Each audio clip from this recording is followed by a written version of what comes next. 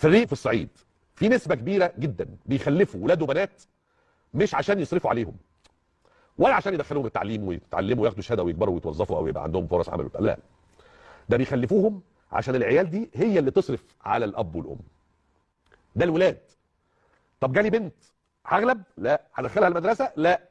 اول ما تبقى 8 9 سنين اشحن تشتغل في البيوت.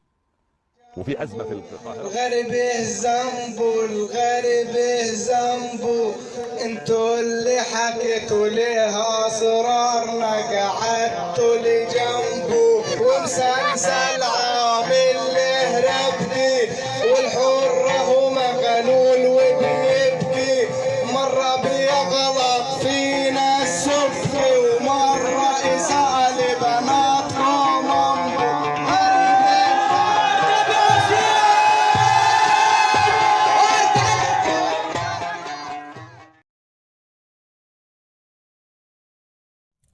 لا عندنا خدامين ولا عندنا شغالين ولا عندنا الكلام ولا. بسم الله الرحمن الرحيم. احنا جايين نوصل معلومة بسيطة للأستاذ تامر مش أمين على الغلط اللي غلطوا في الصعايدة. الكلام ده مش عندنا وعيب ما ينفعش. والقي الكلمة للشيخ جمعة. تفضل الشيخ. من أهل الدمار، من أرض النار، محافظة أسوان.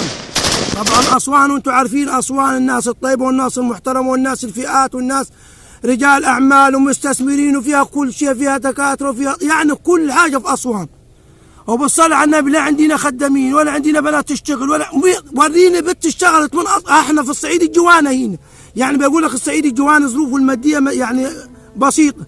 ورينا حد من الصعيد الجواني راح اشتغل في مصر خدام او طباخ. وريني.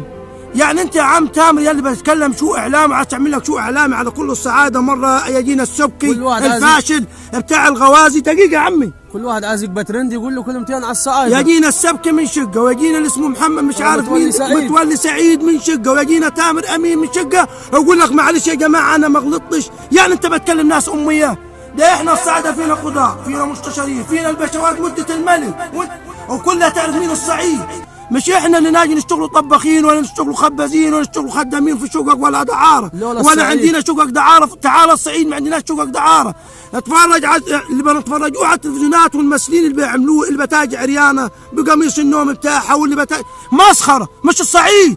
انت عندك البوس والاحضان في التلفزيونات بفلوس، لكن عندنا في الصعيد في حشمه. يا اخي شوف العادات والتقاليد. احنا النفر وين مات واحد اتقتل بياخذ 40 سنه عشان استنى طاره، وانت جاي تقول الصعايده يشغلوا بناتهم. بنات مين يا اخي يا جاهل؟ يا اخي عيب. ليه الصعيد كان الاستعمار الفرنسي دعك مصر دعك، ليه لا نحن؟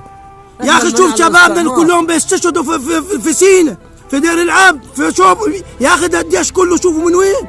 شوف شبابنا اللي بيستشهدوا كلهم. تعال شوف المدارس عندنا، الشهيد عبد المنعم والشهيد محمد والشهيد حنا والشهيد مرقص والشهيد مش عارف مين، وانت جاي تقول الصعايده يشغلوا بناتهم. طب احنا النفر ادوب يجوز له مراه ويجيب له عيلين ثلاثه وبيعلمهم تعليم عالي. والله العظيم ولدي اللي لسه ما جاش من ظهر لغايه دلوقتي شقته جاهزه، بيته جاهز. انت لكن وين شقتك ولا شقت عيالك؟ وين يا اخي اتقوا الله، الله يخرب بيوتكم. وين الساعه مره اللي يطلعنا السبكي من شقه، والثاني متولي يطلع من شقه، وانت تطلع لنا من شقه، والغزيه تطلع من شقه، والام المثليه تطلع لنا من شقه، ويقول لك الصعايده فيهم ايه الصعايده؟ يا اخي الصعايده بيزرعوا بيقلعوا، عندنا مصانع عندنا شركات والحمد لله مسطوره. ايه اللي هيشغلنا خدامين وناكب 2000 جنيه في الشهر؟ خش يا زيكو. والام المثاليه رقاصه. يا اخي يا راجل عيب. ده احنا يا اخي التاريخ الصعايده عارفينه. احنا يا راجل احنا ال 15 اسم في النفر اسمه بيجيب ال20. انت تجيب ال20 في اسمك وتاجي تقول معلش انا قال من حته فلاحه ساكن فلاحتي. يا رجل انت جبت العار حتى للفلاحين تقول الصعايده. يا ناس عيب. لازم تامر امين يتجازى على الكلام ده، وده بلاغ للنائب العام واعضاء مجلس الشعب. احنا من الجيزه لغايه الصعيد الجواني 80% في مجلس الشعب صعايده. لازم يجيبوا حقنا ويتكلموا ويقول لك ايه اللي حصل الموضوع ده شغل مسخره. احنا كله طالع يقول لك الصعيد. نسيت الصعيد. ده احنا الشيخ البطل همام او العرب همام شوفوا من فين كان ضد المماليك وشوف عمل ايه. كان كله في الصعيد. احنا الحضاره اساسا في الصعيد. تعرفش حاجه، في صعيد جوان وفي صعيد بران، تاخذوا الصعيد من المنيا ولا جاي عروس الصعيد لغايه اسوان، بعد كده تاخذ بني سويف وتاخذ الفيوم وتاخذ الجيزه صعيد، ما ننكرش، لكن عشان انت تشغلنا هناك خبازين وطباخين وخدامين، يا اخي الله يلعن والديك، احنا حنبقوا خدامين وين؟ اول رئيس جمهوريه يا اخي ده اول من خلاك حر يكونوا الصعايده، اول من خلوك حر يكون الرئيس عبد الناصر، حصل اول من خلاك حر وخلاك وزير دفاع كان عبد الحكيم عامر، ده نسيتوا؟ اول وزير كان خارجيه من الصعيد يكون يحيى بيه ابو الحسن، تعرفش الكلام ده؟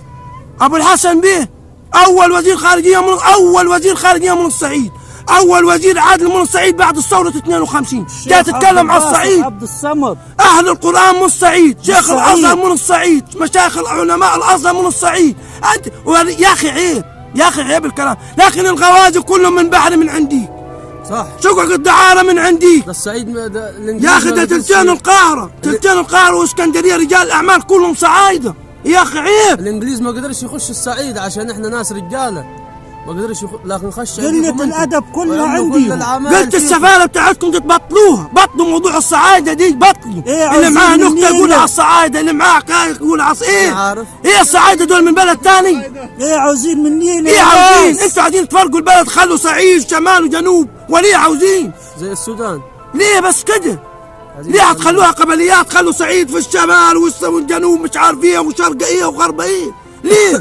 ما احنا عايشين تمام. والله ما ينفع يا شيخ جمال، لا كلام فاضي، لازم النائب العام يتخذ الاجراءات اللازمه ضد تامر امين، واعضاء مجلس الشعب بتاعت الصعيد لازم ترد في المجلس، لازم والله العظيم. كان اسس الصعيد محمد ابو سليم لكان بهدل الدنيا في الموضوع ده، مش شغل مسخره، اسس الصعيد محمد سليم، المستشار محمد سليم والموجود كان بهدل الدنيا، الزعيم اسد الصعيد نلقب عليه في اسوان اسد الصعيد المستشار محمد سليم.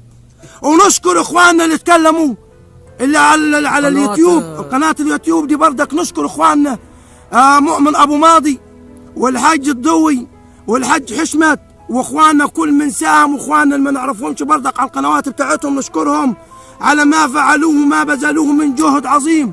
وطبعا احنا قنوات اليوتيوب دي هي اللي بقت توصل كلامنا لجميع العالم. نحن الصعايده اصحاب حصبه، ونحن اصحاب قوميه، اهل العزه، ونحن اهل العزه والكرامه.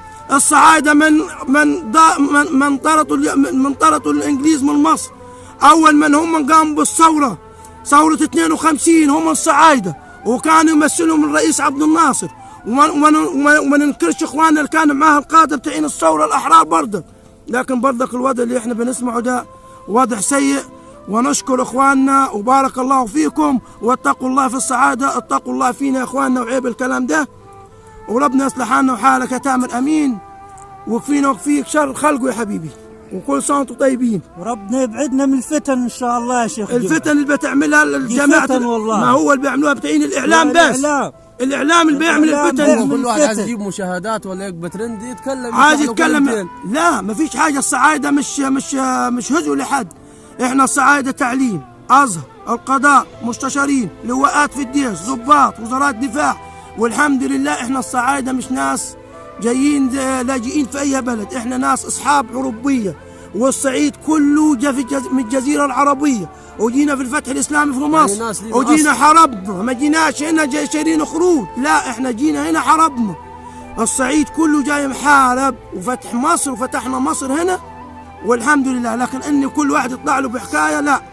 وده بلاغ للنائب العام، لازم تاخذوا الاجراءات اللازمه ضد تامر امين ده لازم توصل، وعندنا استعداد نجيبوا الاصل بتاعك وفصلك وتاريخك، والله العظيم عندنا استعداد نجيبوا التاريخ بتاعك يا تامر ونشوفك انت ود مين. للرئيس السيسي بس مو الرئيس السيسي يا عمي، لا ده لازم ده. احنا كل يوم يطلع واحد، كل يوم يطلع واحد يقول لك الصعايده، يطلع لنا محمد مش عارف مين يقول لك الصعايده، طلعنا السبك بتاع الغوازي بتاع الفنانات يطلع لنا بموضوع، ودولك يطلع لنا تامر امين السكير. يا اخي اتقوا الله، انتوا كلكم سكيره. ادام ما عاوزناش يضربونا بالطيارات، اضربونا بالطيارات ونفوتوا يا عم. ادام ما عاوزناش يضربونا بالطيارات، اضربونا بالطيارات ونفوتوا يا عم. في الصعيد